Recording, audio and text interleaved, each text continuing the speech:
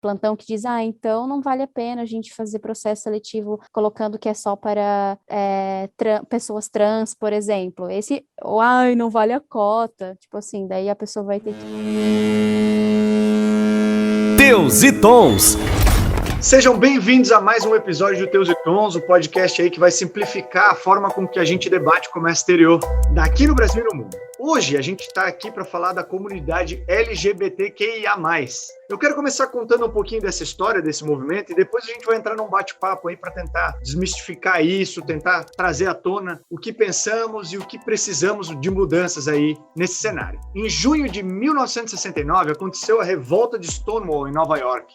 Stonewall era um bar ali onde as pessoas LGBTQIA+, se encontravam para ter vamos dizer assim, um momento livres e fora de preconceitos, etc. E sempre recebia críticas, policiais iam lá, incomodavam, tentavam acabar com esse movimento de alguma forma. E lá em junho de 69, essas pessoas se revoltaram contra a polícia e firmaram o primeiro movimento aí histórico nos Estados Unidos, nesse bar que se chamava Stonewall. E a partir dali, né, as pessoas começaram a, de fato, levantar essa bandeira e tentar lutar pelos seus próprios direitos, que já deveriam ter existido, existem e tem essa falta de respeito aí. Por isso, lá em junho, que hoje, junho mesmo, é considerado o mês do orgulho LGBTQIA+.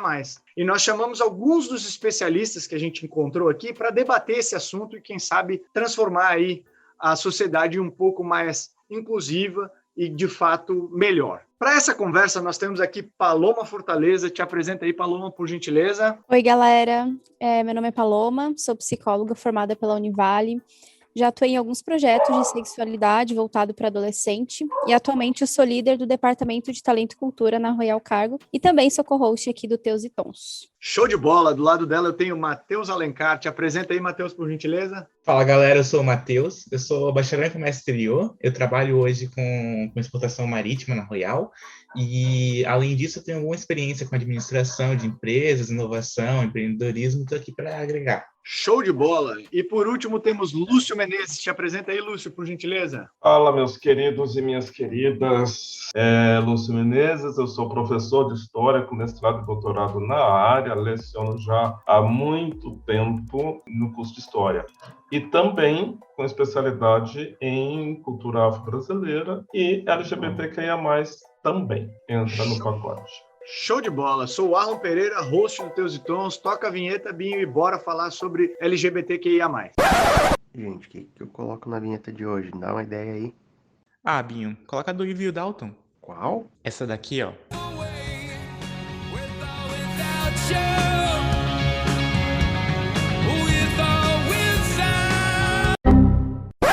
Bom, gente, voltando dessa vinheta que a gente nunca sabe o que toca, né? O Robson Maia, nosso produtor, ele é um cara muito criativo.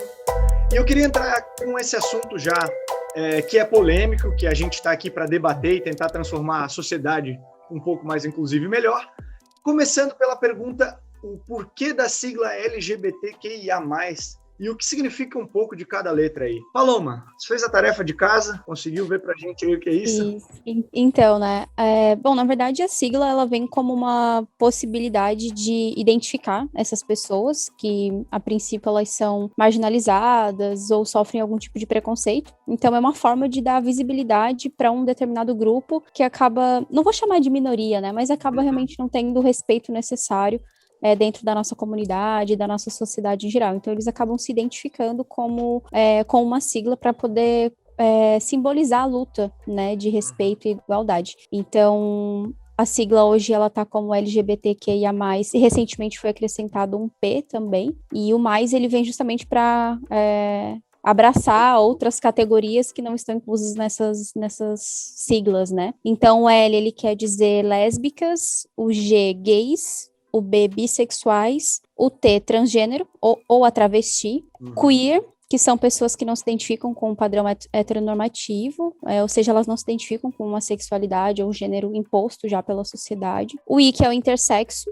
Antigamente a gente conhecia como hermafrodita, atualmente a gente entende, a sigla traz esse novo termo que é intersexo, que refere-se às pessoas que têm algum tipo de condição genética, onde elas acabam tendo os dois órgãos reprodutores, né, externamente, ou internamente, em questão hormonal e tudo mais, então há essa variação. O A, que são as pessoas agênera ou assexual, e o P agora para incluir os pansexuais ou os polissexuais também. Então, e o mais para simbolizar. E o mais, exatamente, qualquer outra. Que ainda não estão aí. Isso, qualquer outra pessoa, outra classe que não se sinta incluída, considerada nessas siglas, elas acabam entrando nesse mais aí. Bom, beleza, gente. Então já temos aí essas siglas já explicadas e etc. E assim, eu até li uma curiosidade que eu achei legal, e o Lúcio pode até comentar talvez melhor do que eu. Há muito tempo atrás, a gente conhecia como GLS, né? Esse movimento, enfim, essa nomenclatura. E até legal quando mudou para esse LGBT, começou com LGBT e depois foi para essas outras letras, porque eles fizeram uma alteração bem legal que foi tirar os gays da frente. Eu li numa entrevista que seria interessante tirar os homens da frente e começar a colocar as mulheres na frente. Então, até o movimento LGBTQIA+, decidiu botar o L na frente para empoderar mais as mulheres e elas, de fato, começarem essa nomenclatura. Posso contar a origem do... Vamos lá, eu concordo com a sigla LGBTQIA+, mas eu sou do tempo do GLS, né? E o GLS, ele começa aqui no Brasil como uma brincadeira. Tinha, na época, um carro, os carros mais chiques, vinham com a sigla GLS, que era Gran Luxo Super. Os carros eram vendidos, eram os carros mais top. Nem sei que carros eram, mas nessa época eu nem sonhava em ter carro, inclusive. E era Gran Luxo Super. E a gente, na noite, falava que nós, gays, éramos Gran Luxo Super. Entendi. E quando começa o movimento, que nasce o GLS. Aí o de Gran Luxo Super virou gay, lésbicas e simpatizantes. Os simpatizantes aí caiu fora.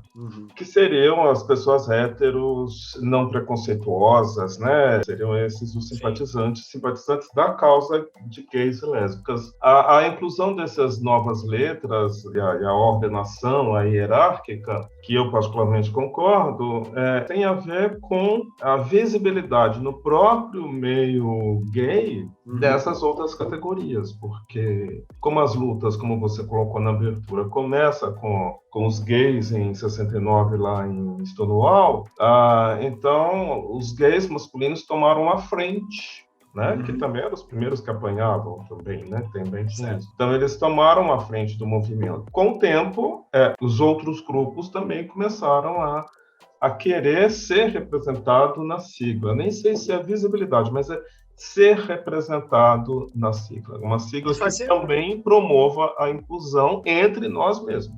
Até acho que mas entre nós mesmos. É importante para contextualizar que, de fato, para ser identificado e respeitado de acordo, né? Para não ser excluído de alguma forma da luta dos direitos, deveres, porque esse movimento ele é muito grande, né? Ele envolve até leis, né? Enfim, tem bastante coisa que eu vejo isso. E uma curiosidade que eu peguei é que essa sigla, como eu participo e tento bastante estudar sobre o assunto e aprender cada vez mais, eu acho que a gente ainda não sabe muito como deveria se portar, etc., e todo dia é um novo aprendizado, essa sigla ela une tanto gênero quanto sexualidade na mesma sigla. Então isso é interessante falar porque a gente tem alguns conceitos para debater aqui para frente, que é legal lembrar que gênero e sexualidade são duas coisas um pouco diferentes aí para serem identificadas. Matheus, me responde uma coisa, por favor, cara. Tem uma dúvida que paira muito, que qual é a diferença dessas palavras, que é homossexualismo e homossexualidade, e por que tanto difere disso que uma talvez esteja correta e a outra errada aí? Então, embora seja um comportamento normal, natural, assim, do ser humano, até algum tempo a gente não tinha uma definição para as práticas, para as identidades, para as orientações sexuais, para o gênero, como a gente já colocou aqui, né? Então, assim, há palavras como heterossexualidade, homossexualidade, elas são novas.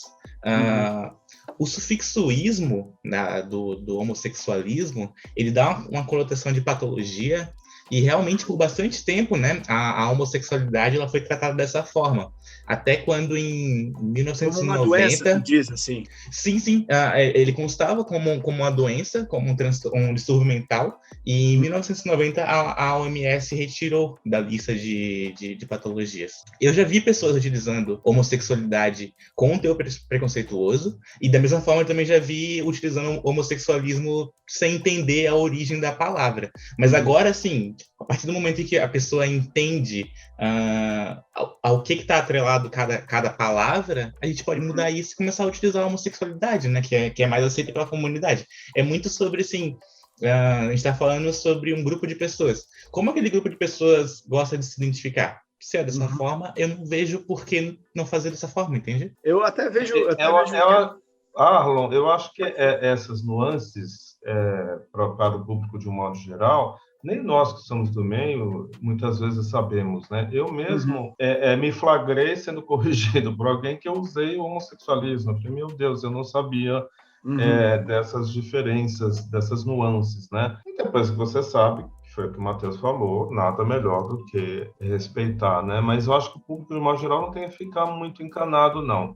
A partir desse podcast, sim. Antes, não. Porque muitas vezes a gente também não sabe, né? São muitas nuances. A Paloma falou no início, né? Toda hora tem uma atualização. E a gente nem sempre está sempre atualizado. Claro. E é bem isso assim que tu falou, né, Lúcio? A gente tem que partir sempre do ponto, assim, o ponto de partida é o conhecimento, né? Então, e eu acredito que hoje a luta, né, e por isso a sigla, toda a comunidade é uma forma também de potência, né, de você conseguir, porque quando você não consegue pelo bem, quer dizer, naturalmente você não respeitou essas pessoas, ocorreram preconceitos e tudo mais, você acaba precisando de fazer um movimento, né? Então, quer dizer, se você não me escuta, se você não me respeita, eu preciso fazer um movimento para que isso seja visto, para que você me enxergue. E eu acredito que essa é a tentativa, né? E eu acredito que a gente está evoluindo aos poucos, mas a gente está evoluindo e esse podcast tem esse intuito também. E hoje em dia a gente tem muitas plataformas e muitas possibilidades de conhecimento e de informação. Por isso que é tão... acredito que às vezes é muito difícil entender porque como é que uma pessoa não sabe tal coisa, se é tão fácil buscar informação e tudo mais. Claro, a informação ela gira a 1 milhão todos os dias, né? Cada 1 minuto, milhões de informações foram criadas, são atualizadas como a própria sigla, como eu falei no início.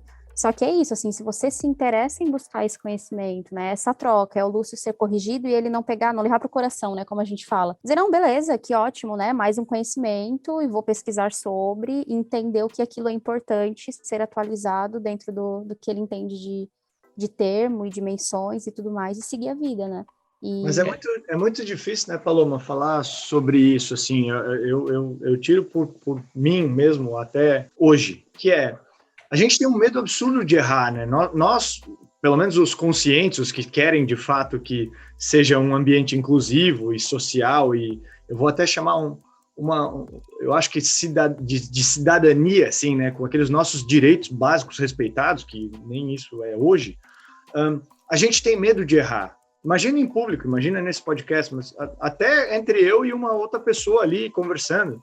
Óbvio que tem preconceituosos, né? Dentro da nossa sociedade tem os preconceituosos, tem os sem noção, tem 1 bilhão de pessoas aí fazendo mal. Tem algumas pessoas que elas não estão tentando fazer mal, né? Elas só estão tentando acertar. E daí dessas, com várias conversas que eu tive com alguns dos que são representados por essa sigla, eles me falam, antes de tudo, pergunta. Se você perguntar de uma forma boa, a gente entende. A gente sabe que é uma pergunta de curiosidade, que você não quer errar. Diferente quando alguém pergunta de uma forma mais pejorativa e que, de fato, quer tirar algum sarro, etc. Nós sentimos isso. E isso já me deu uma liberdade, assim, mais tranquila de, cara, eu não sei alguma coisa, estou pisando em ovos. Eu não quero errar, me dá uma força aqui, cara. É homossexualismo ou homossexualidade? Daí a pessoa explica, cara, homossexualismo tem essa conotação de doença, como o Matheus falou, como o autismo. Lembra de autismo? O autismo não é uma doença e tal. Então, homossexualidade não é doença, entendeu? Então, aí vai ficando mais claro. E eu achei legal que o Lúcio falou que assim, ó, até antes desse podcast, beleza, você errou porque você não sabia tal. Daqui para frente, você já está sabendo. Agora a escolha é sua, né? De tomar esse partido ou não. A palavra foi revelada, né? Eu só queria tipo pecado e pecador, entendeu? Eu só queria pontuar uma coisa a partir da fala da Paloma e do Arlon, que a gente tem que... E eu acho que esse podcast é importante para isso, porque uma coisa são os direitos. Os direitos, eles existem. A justiça já conferiu a gente uma série de direitos. A gente pode adotar, casar, enfim, tem uma série de direitos que já foram conquistados e estão garantidos na lei. Isso é uma coisa. Outra coisa é você me ver, independente desses direitos conquistados, como ser humano. Isso a lei não garante. A lei não tem como garantir que o Arlon vá me respeitar, gostar de mim, me oferecer um cargo na empresa por conta das minhas habilidades. Isso a lei não garante. A lei não tem esse poder de interferir nas relações livres, né? A gente estava até conversando anteriormente, né?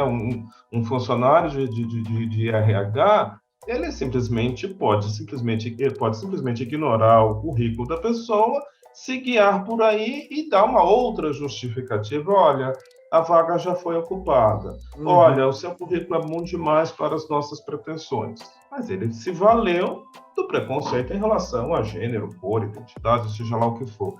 Então, eu acho que esse podcast ele é mais importante no sentido de que nosso ouvinte olhe para o outro como ser humano capaz, boa. passível de fazer coisas boas, de acrescentar coisas boas, mais do que a questão dos direitos. A questão dos direitos, os movimentos LGBT já estão brigando e já conseguimos muita coisa.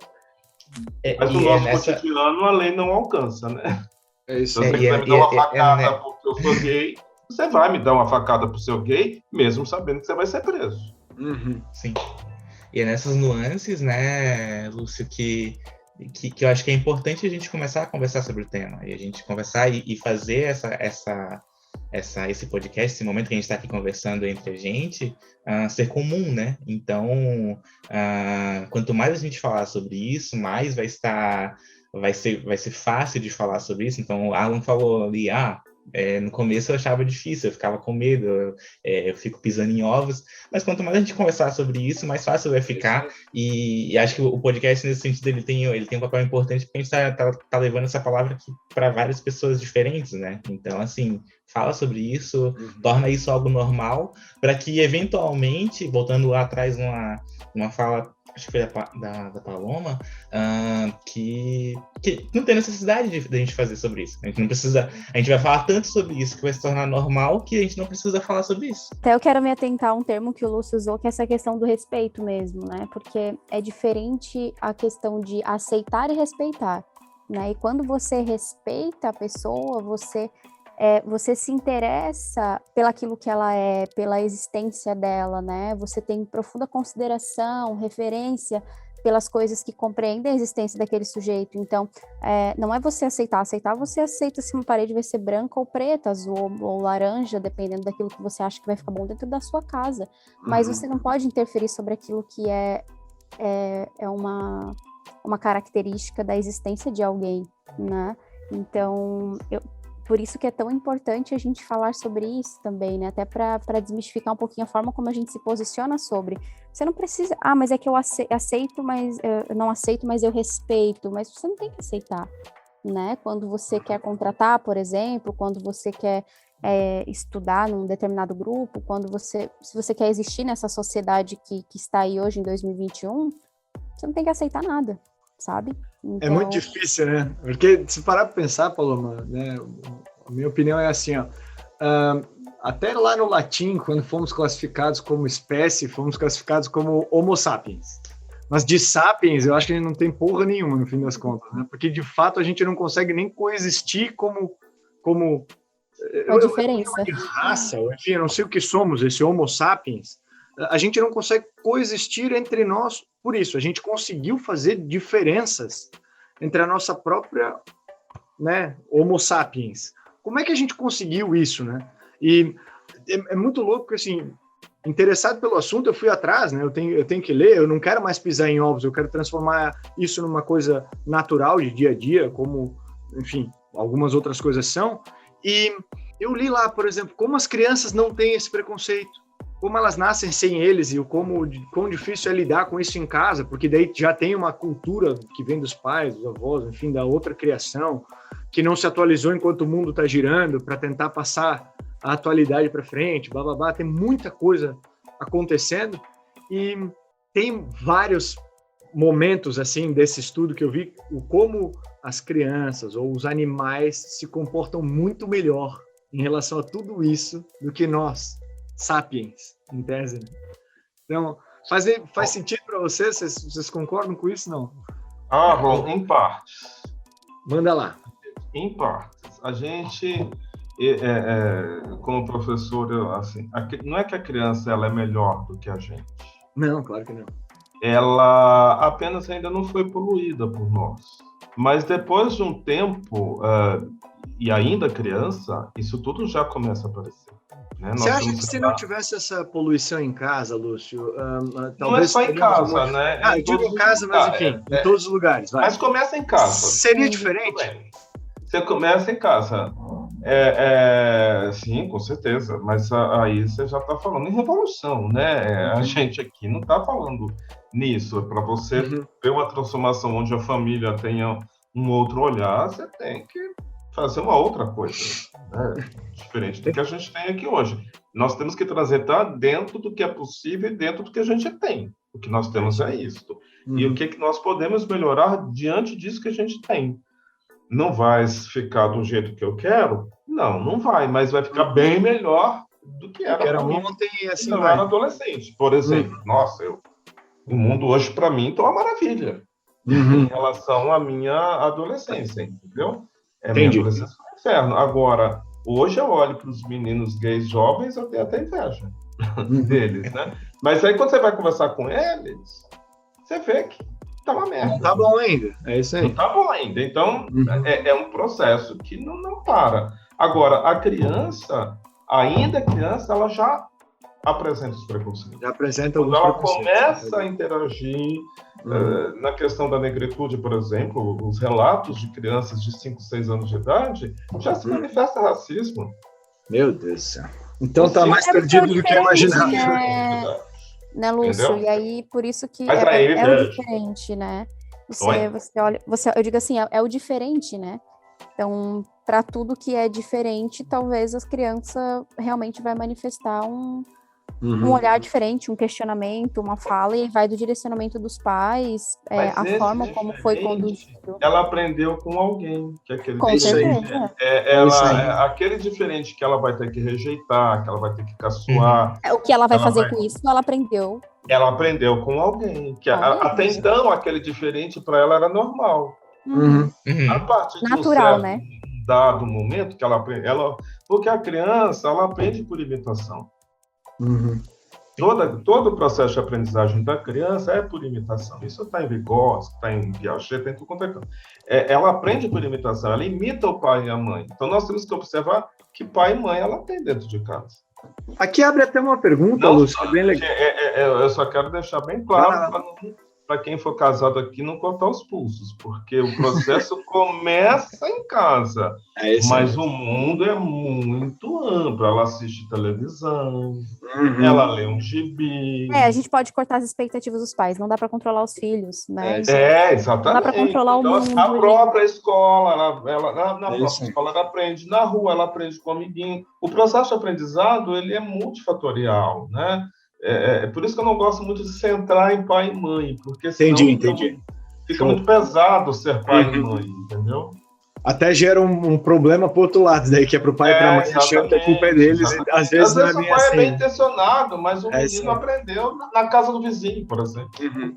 Até ficou uma pergunta aqui que a gente recebeu, que é como abordar esse tema em casa, com os filhos principalmente, assim, como é que... Cara, enfim, a gente pode dar algumas dicas aí para as pessoas. De fato, eu não tenho filhos, então eu não tenho a menor ideia. O mais próximo que eu tenho de um filho... Mas eu, como professor, eu tenho amigos que têm filhos, e eu tenho um casal de amigos, eu vou mandar um beijo para eles, que eles vão ouvir esse podcast, a Renata Delmônico e o Andrés Reyes. Eles têm uma forma de criar os filhos que eu acho assim, o futuro da humanidade. Conta esse segredo. Eles são o futuro da humanidade. A mais velha agora está com 14 anos, a Maiara, o Cauê tem 12, 13 anos de idade. Eles sempre trataram isso de forma muito natural. Muito natural. Não tem uma receita, não. É assim, se não for natural para você que é pai e mãe... Não vai ser natural para frente. Não vai ser a forma como você vai passar isso pro filho também não será natural. E para ti, Matheus, como é que fica isso, cara? Como abordar esse tema em casa? O que você acha aí? O mais próximo que eu tenho de um filho é meu gato. E assim, eu não tenho dúvida alguma que ele não liga nem um pouco sobre quem eu beijo ou quem eu deixo de beijar. Mas assim, como o Lúcio já colocou, acho que é importante. A gente percebe que no início, né, na gênese de tudo, a criança não liga. Então ela vai aprendendo como tratar essas situações com as referências que ela tem, né? Com os inputs que ela tem ali na vida dela. Então, assim, ao mesmo tempo, tu também não percebe essa explicação. Tu não explica para uma criança que a titia, ela se relaciona com o titio. Em momento algum, você pensa sobre isso. Você não fala sobre heterossexualidade, né? Porque tá aqui, né? Tá jogado, é o que a gente tem hoje de padrão e é o que acontece. É só parte da realidade. Então, acho que a gente volta lá e, assim, eu não quero soar repetitivo sobre... É importante normalizar, como o Lúcio bem colocou ali, é sobre você tratar como algo normal, como algo que acontece, como algo que tá ali, que é parte da nossa realidade. E eu acho que, assim, esse é o primeiro passo, sem dúvida, sabe? Entendi. Show de bola. Mas aí a gente tem uma questão também, até que eu achei bem legal isso que o Lúcio colocou sobre a criança aprender por repetição, né? Imitação. Por imitação, desculpa. Imitação. E por consequência, né, a repetição. E aí a gente entra numa questão quais são os modelos, né, que essas crianças veem, que essas crianças vivenciam. Em sua maioria foram pais héteros, mães solos, enfim. Então, e o desenho? E os conteúdos na escola?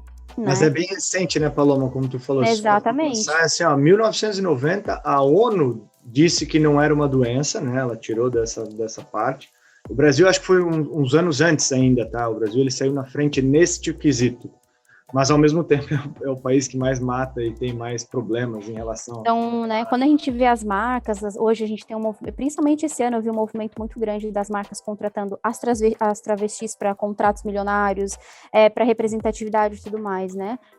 Essa oportunidade de dar a cara e a visibilidade para esse tipo de movimento é importante justamente por isso, porque a gente tem crianças que vão consumir as propagandas, os desenhos, e toda a comunicação vinculada na internet, na televisão e nas rádios, e vão perceber que, peraí, existe uma pluralidade maior do que só o que eu tenho em casa, né? O modelo que eu tenho em casa de um pai e uma mãe hétero, que também não tem problema nenhum, não estou né, julgando, enfim, eu estou dizendo que existem outras formas de amar, de se relacionar, de você conviver, de você estar numa relação em sociedade, que não só que a gente viu durante tanto tempo, que eu, pelo menos, vi durante tanto tempo.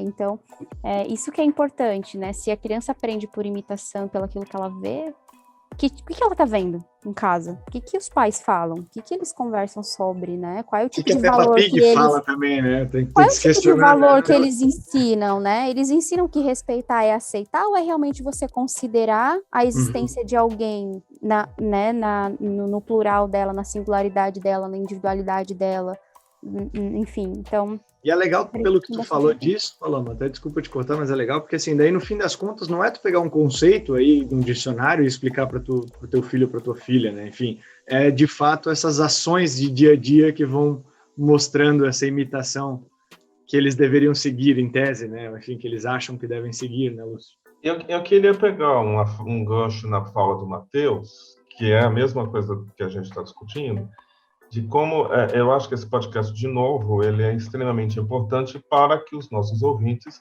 transformem esse tema numa coisa normal. Eu não quero ficar aqui pensando em direitos. Né? Abrir-se para essas realidades não passa pela questão do direito, passa pela questão do bem-querer, passa pela questão do amar o próximo. Né? Quem é cristão adora falar isso, mas não pratica.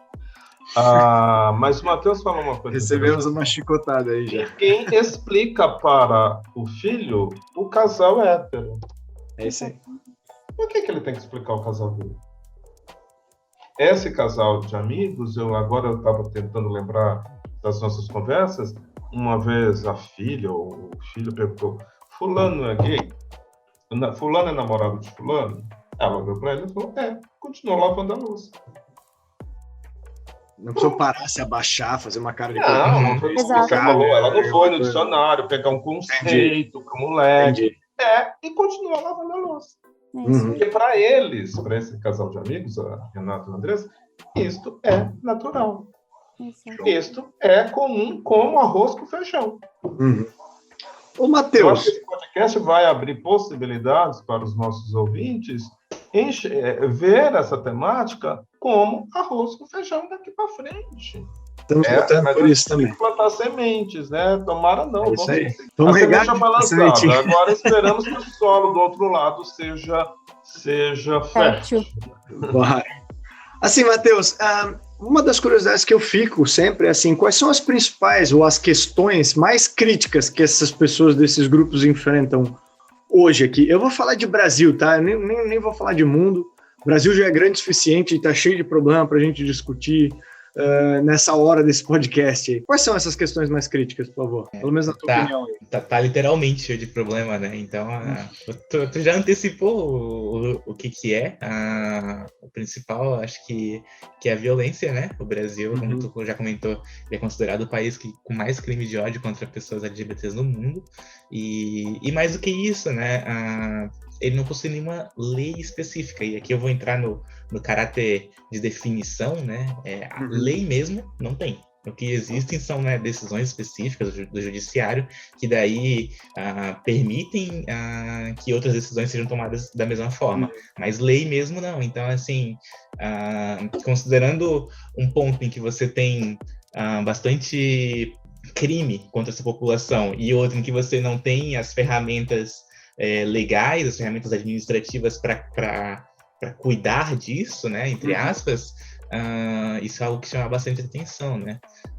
Uma outra intersecção que eu posso fazer é que tem um estudo que foi realizado ali entre 2015 e 2017, que ele fala que, basicamente, assim, a maior parte da população LGBT que sofre crimes é a população negra.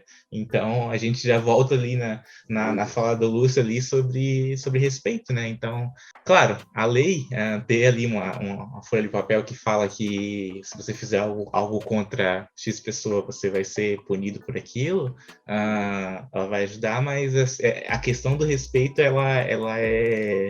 Se ela já existisse, né, se ela fosse mais tratada de forma melhor, a gente não precisaria chegar lá, né? Mas... Aí deixa eu ser o chato. Vai lá. Enfim, eu vou insistir numa outra coisa que eu acho que esse podcast é mais... Eu gosto muito desse podcast por isso. Porque, vamos imaginar, eu consigo aprovar a LGBTfobia como crime. Eu sou protegido pela lei. Eu sou protegido pela lei. A lei não impede o crime.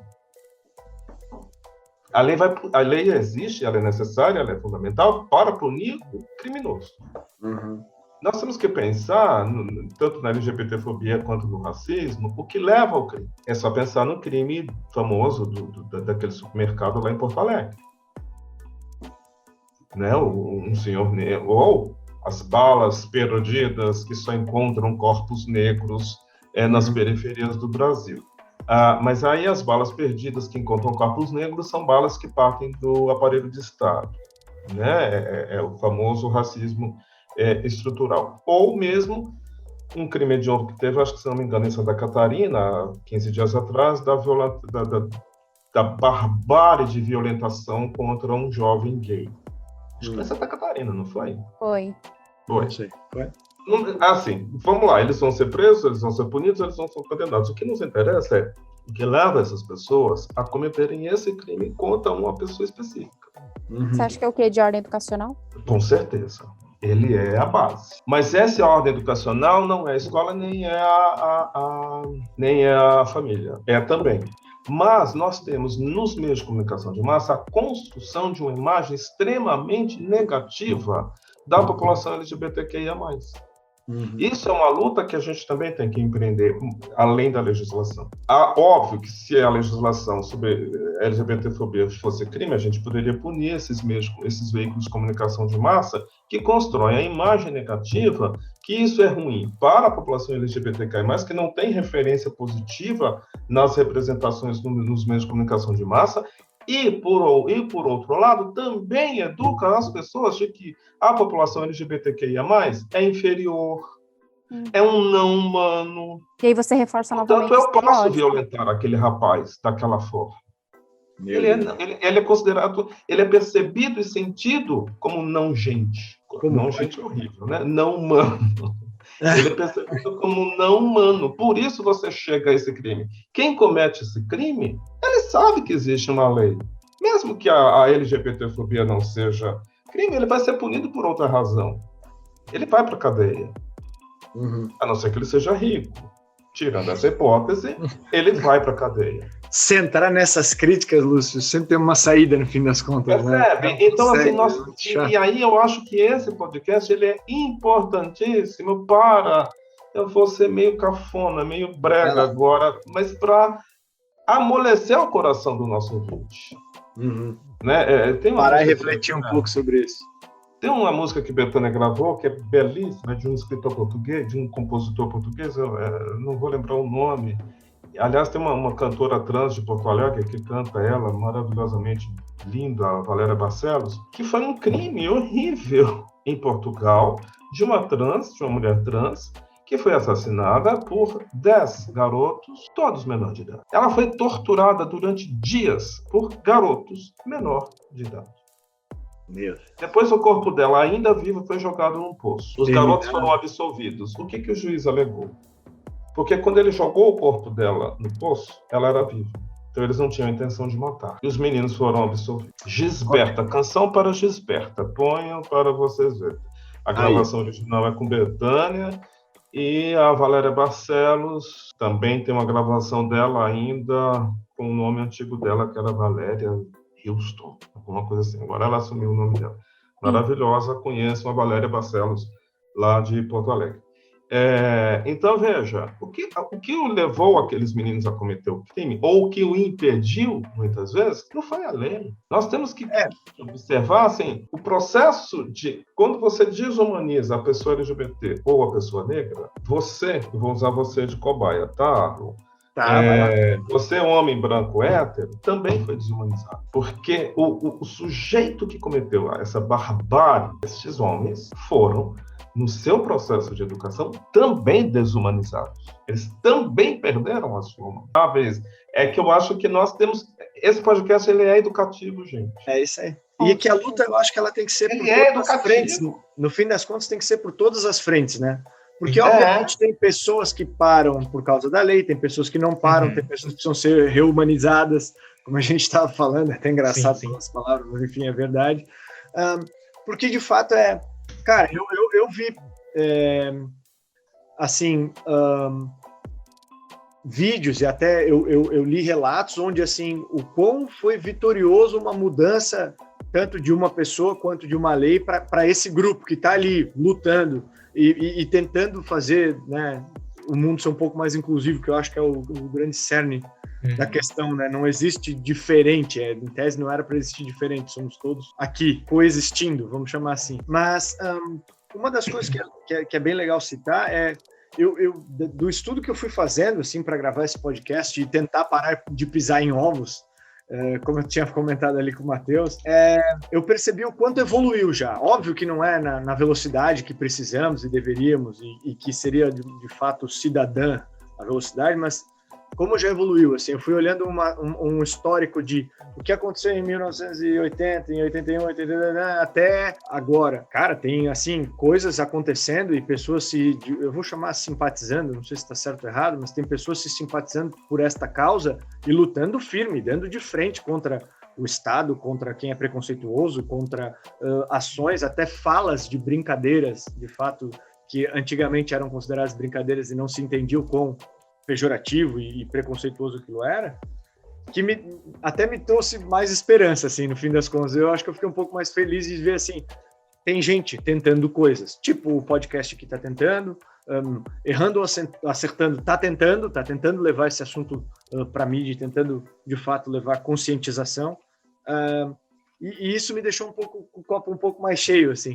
Tipo, claro, temos problemas, tem um monte de coisa, mas eu vi uma estatística, eu não sei se está correta, eu não chequei muito a fonte e tal, mas eu sei que 2019 ou 2020 foi o primeiro ano no Brasil que se diminuiu a quantidade de mortes das pessoas do grupo LGBTQIA+.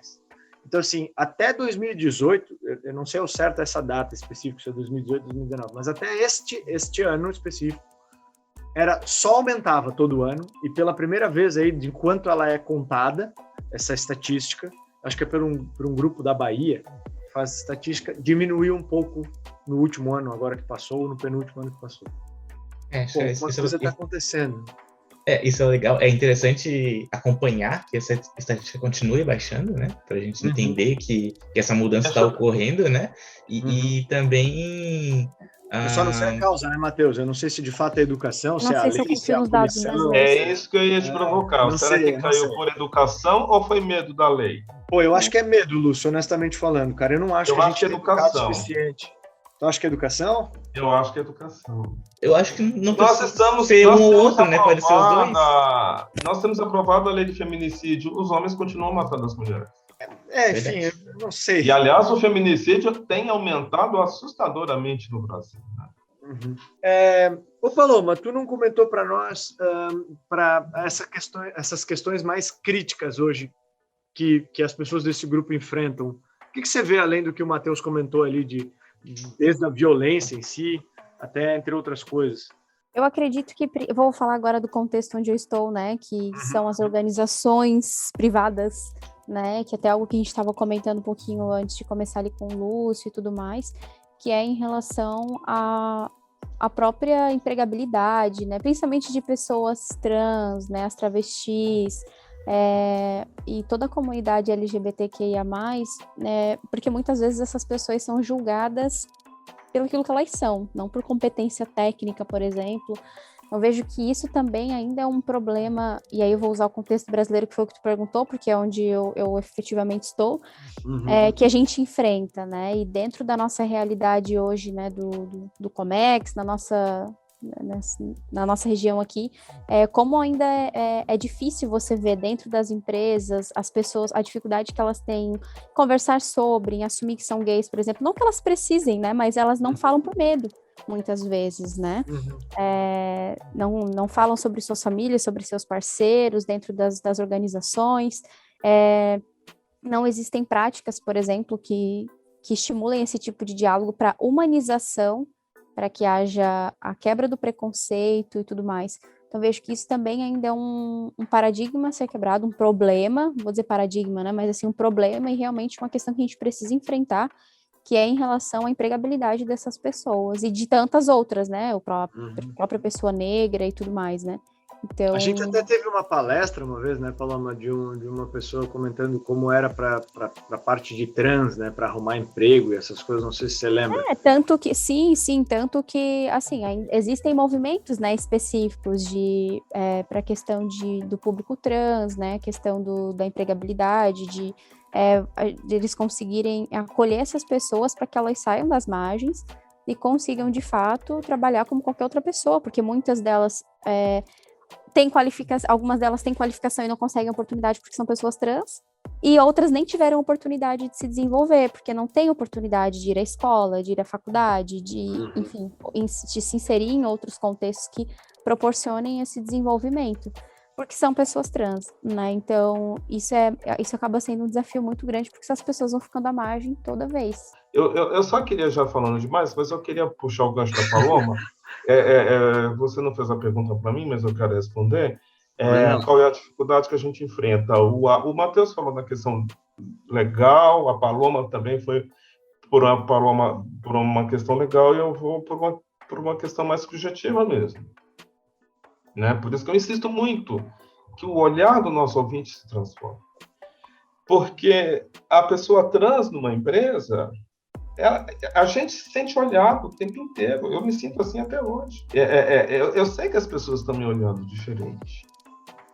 Em sala de aula, eu sabia que eu era visto de forma diferente.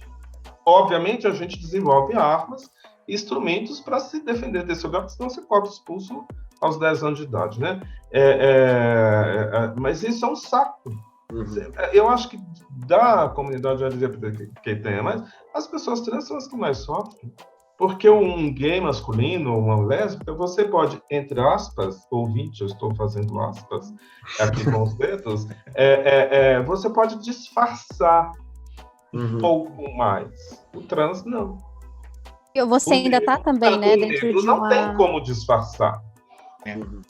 De uma E os olhares estão em cima da gente. Meus alunos pretos cansaram de falar para mim, eu não vou mais ao shopping porque eu não aguento mais o segurança vir atrás de mim. Então, ou a gente forma pessoas com olhar, para de ficar olhando para a pessoa trans, para de ficar olhando como se fosse um bicho de circo, sabe? Eu acho que é por aí. Eu me preocupo muito com os funcionários do RH. Se ele não repaginar a sua retina, ele vai continuar esquecendo o currículo de lado e olhando se ela é trans, ele é viado, ela é sapatão. Porra, até quando?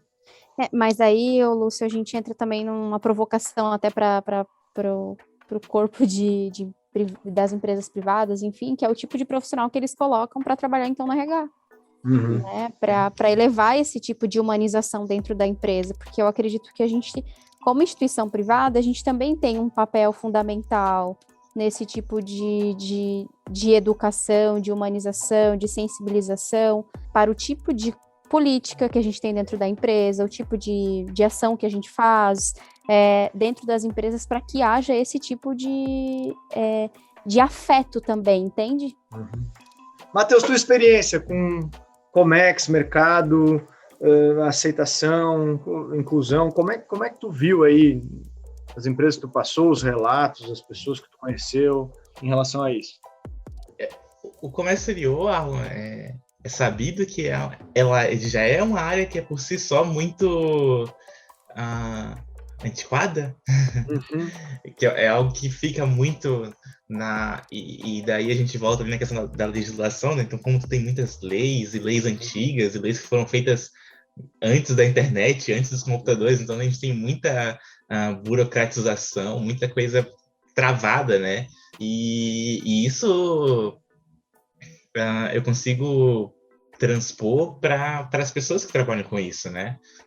Claro que a gente tem hoje um movimento contra esse movimento antigo, em que a gente tem pessoas que pensam diferentes, pessoas que agem diferente, pessoas que são desse meio, que tentam impor, né, de alguma forma, às vezes com um pouco mais de sucesso, às vezes com um pouco menos,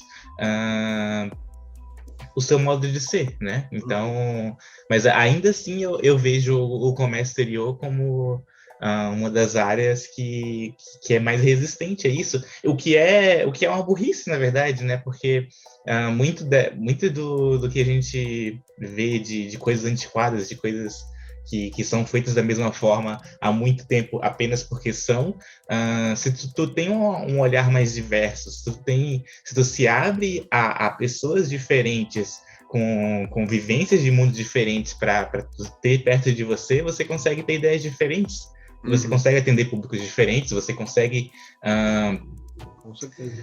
fazer as coisas de um jeito que não é feito atualmente, né? Então a gente cai muito naquela questão do assim tá bom, né? Em time tá ganhando, não se mexe, mas às vezes a gente consegue melhorar isso, né? Mas eu concordo contigo numa coisa, nessa questão diversa, que é inovar, enfim, e evoluir e melhorar, basta só olhar de uma outra forma, é só mudar um pouco o ponto de vista. Sim. Não precisa nada muito complexo, além de olhar com outros olhares para tentar, de fato, fazer aquilo de uma forma melhor, diferente, etc. E quanto mais pessoas diferentes, quanto mais olhares diversos você vai ter, tipo assim, você vai facilitar esse processo, né? Você vai enriquecer esse processo e você vai conseguir chegar a resultados diferentes, né? Tipo, plurais, né? Eu acredito que a gente também não pode cair num outro lado, que é do tipo assim, eu acho que é muito perigoso, né?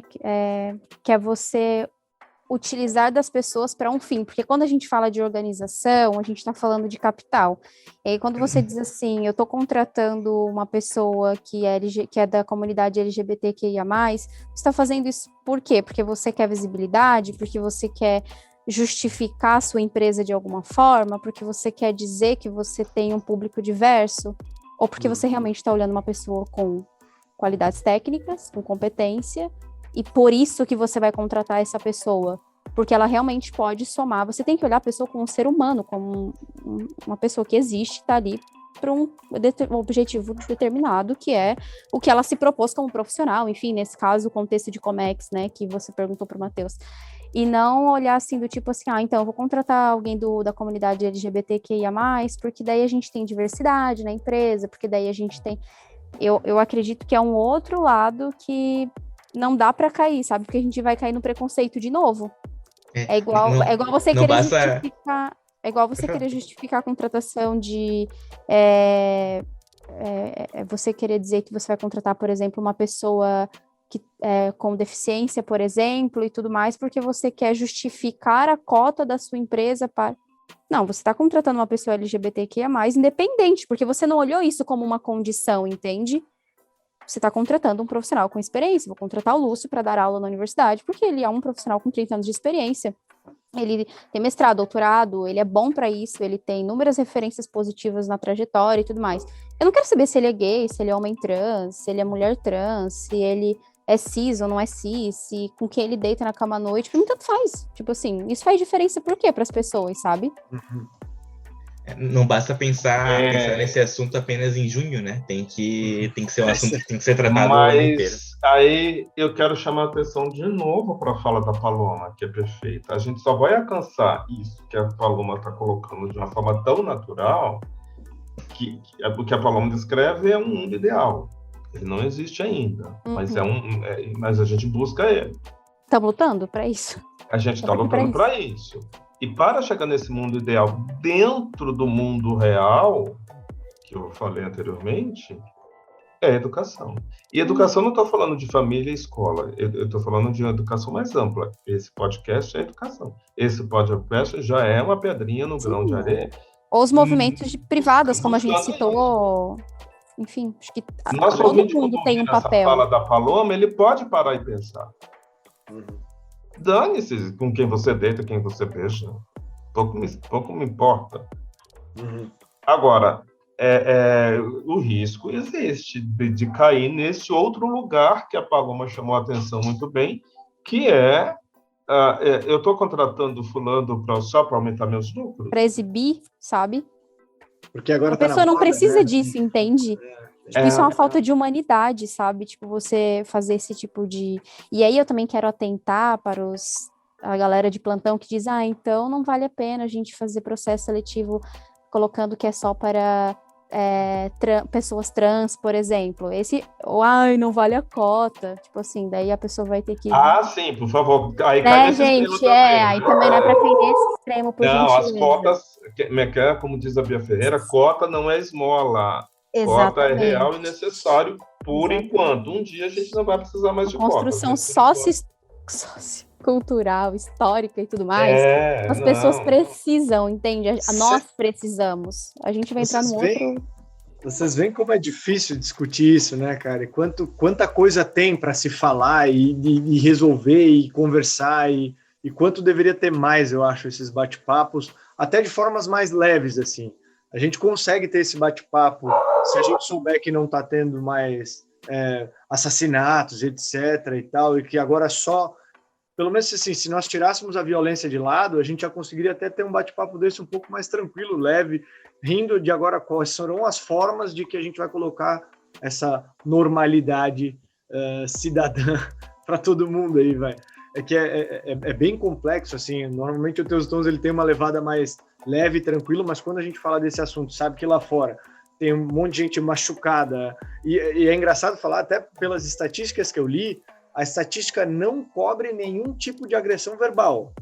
Então, assim, não se tem estatística sobre a agressão verbal das coisas, só se tem sobre as, de fato, corporais, entre assassinatos e espancamentos, etc.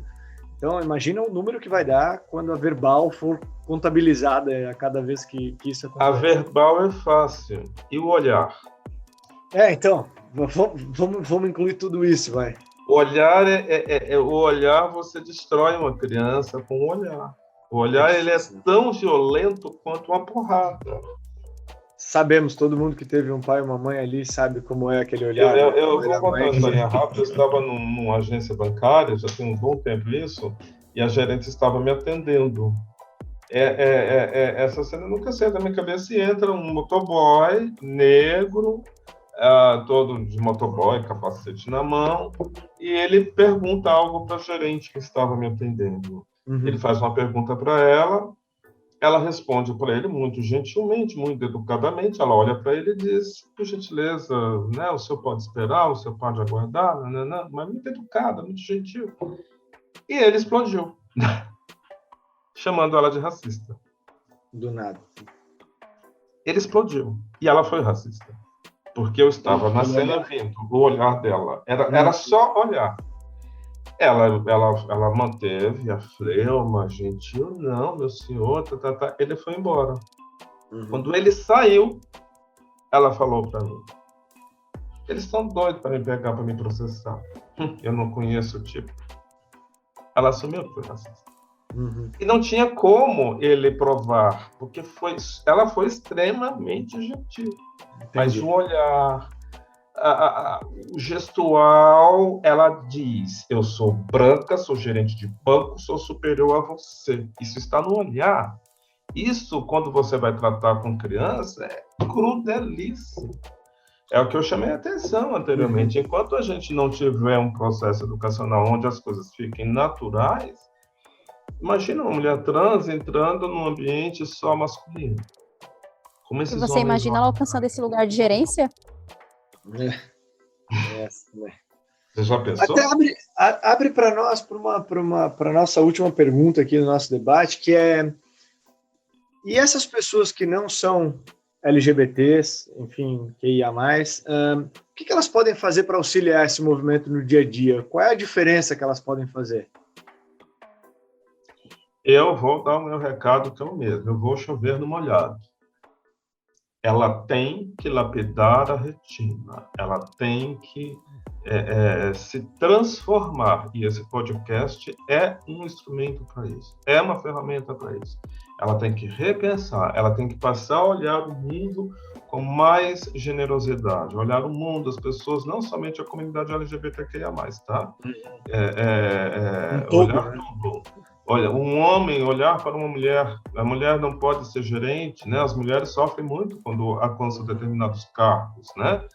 Porque os homens não aceitam que ela possa gerenciar, que ela possa estar no comando. Então, é um processo de repaginar, eu falava para meus alunos, ou você limpa a sua retina, ou você não será um bom professor. Isso serve para qualquer profissão. Show. Para qualquer profissão. Ou você, isso independe, e a lei não vai te obrigar a fazer isso. Não tem como ter uma legislação que te obrigue a limpar a sua retina. Tem que partir de ti? É isso aí. Tem que partir desse processo de amorosidade, o que a Paloma falou, das relações afetivas. É uma palavra que está na moda, eu odeio palavras que estão na moda, né? Que é a empatia. Maria. Essa acho que a empatia já passou, que... Tem outras palavras tão batidas quanto assim, empatia. Mas que são necessárias. Que fazem necessário. A empatia é você se colocar no lugar do outro, né? E perceber que esse outro sofre. Se você não tiver a capacidade de se colocar no lugar do outro, que o outro sofre, mano, fodeu. Difícil. E eu complemento assim... Eu só queria terminar minha fala com uma fala de uma primeira-ministra da Nova Zelândia, que eu não sei quem é. Eu ouvi essa fala há muitos anos atrás. Ela foi eleita e ela é totalmente favorável às causas LGBTQIA+, e aos povos originários da Nova Zelândia, que eu não vou lembrar o nome agora. Ela falou assim, se eu gosto ou não de gays, isso é uma questão pessoal. Eu sou ministra de todos. Show. Isso serve para o chefe do RH. Se eu gosto ou não de gays e trans, é um problema pessoal dele. Lembrando que o Lúcio não fala de todos os RHs do planeta, né, Lúcio? É só daqueles sim. Não, esse é um cargo mais sensível. Tu defende um grupo e está atacando o outro. O povo do RH que estiver me ouvindo, me perdoe, mas é para a empresa inteira. É que esse cargo ele é mais sensível, ele está na linha de frente, né? Ele está ali na linha de frente. É assim, se ele gosta ou não, pouco importa. É isso aí. O que importa é o currículo. O que a Paloma insistiu o tempo inteiro aqui. O que importa é a humanidade daquela pessoa. E para ti, Matheus, vamos lá. O que a pessoa que não é LGBT pode fazer para auxiliar assim, nesse movimento? Também não quero soar repetitivo, né? Mas é sobre conversar, é sobre tirar dúvidas, sobre tornar esse assunto um lugar comum. Esse medo em abordar o tema, ele não deve ser um limitador, né? Então, se você tem medo, você tem que ir lá e dar a cara e se mostrar disposto, né? Acho que isso é muito importante. É muito fácil a gente ficar no lugar comum, a gente falar que, eu tenho medo de falar sobre isso para não ofender, e daí tu vai lá e não fala. Então, tu não tá ajudando nada, né? Tu não tá causando nenhuma mudança no mundo. Então, é necessário discutir esse assunto. E pensando assim num contexto mais empresarial, né, que é onde a gente está aqui, um dos temas do Teus e Tons, você, gestor, por exemplo, levar essa conversa para dentro da sua empresa. Então, assim, quanto mais diverso o ambiente, melhor. Mais possibilidades a gente vai ter, a forma de ver o mundo vai ser diferente, tanto para os problemas quanto para as soluções. Assim, a gente tem que colocar na cabeça que diversidade é bom. Diferente é bom. Então, quanto mais disso, mais a gente vai melhorar o ambiente em que a gente vive, sabe? Que legal. E para ti, Paloma? É lindo isso. Diversidade é bom. E é bom porque o meu mundo também fica mais rico. Eu acho que um mundo seu, Aaron, só de homens brancos héteros, deve ser um porre, uma chatice. Com certeza. Traz coisas diferentes, entendeu? Eu acho isso lindo que o Matheus falou. Diversidade é bom, sim. Concordo, 100%. Aqueles homens lá no churrasco falando de... gente, que porra, quem aguenta aquilo? Só vocês, né? Então, assim, diversificar isso é bom pra gente, pra todo mundo, né? Saúde mental. Saúde mental, exato. Gente. Bom, eu finalizo dizendo que, primeiro puxando um termo uma palavra, né, batida que o Lúcio usou, que é essa questão da empatia. A gente poderia fazer outro podcast falando sobre, eu não acredito que seja possível se colocar no lugar do outro, não numa dimensão assim tão simples, né? Mas eu puxo a galera que está ouvindo para a questão do respeito mesmo, né? De você ter consideração pelas reais características, condições, pelas reais coisas que importam para o outro, né? Para quem você está vendo, para quem você está junto, se relacionando, convivendo. Se importe com o outro, com aquilo que é importante para ele, com aquilo que é efetivo na vida dele, é uma prática, é uma condição, uma circunstância. Então, eu acredito que assim a gente realmente vai chegar nesse... ou a gente vai permanecer lutando, né? Talvez a gente não consiga, talvez eu não esteja viva para isso, apesar de ser tão nova, por esse ideal que a gente conversou aí em alguns momentos no podcast, que é essa humanidade mais sensível, né? Com esse olhar mais limpo, como disse o Lúcio, né? Acho que partindo do respeito mesmo. Show de bola, gente. Eu acho que a gente conseguiu completar aí o objetivo do podcast, que era debater, trazer esses assuntos críticos e, de fato... É uma palavra que eu também não sei se está certo ou errado, mas de fato normalizar este assunto para naturalizar, acho que é naturalizar, pode ser então. Obrigado pela correção aí, para naturalizar isso e tirar esse medo e trazer mais essa inclusão aí que a gente veio falando. Quero agradecer vocês demais aí pela presença, valeu, é um assunto legal de se debater, é crítico, é importante para a sociedade, eu acho que vale muito a pena a participação de vocês. Quero pedir para o nosso ouvinte parar, refletir um pouco, ver se entendeu, o que precisa ainda aprender e melhorar. As pessoas aqui que participaram vão ser marcadas aí nas nossas redes sociais. Aproveita e segue as nossas redes sociais, LinkedIn, YouTube, Instagram, Spotify, enfim. A gente está compartilhando conteúdo novo toda hora lá para vocês em relação a negócios, comércio exterior, sociedade, tecnologia, marketing, etc. Gente, obrigado, tá? Valeu, um abraço, espero que tenham gostado do episódio e até mais.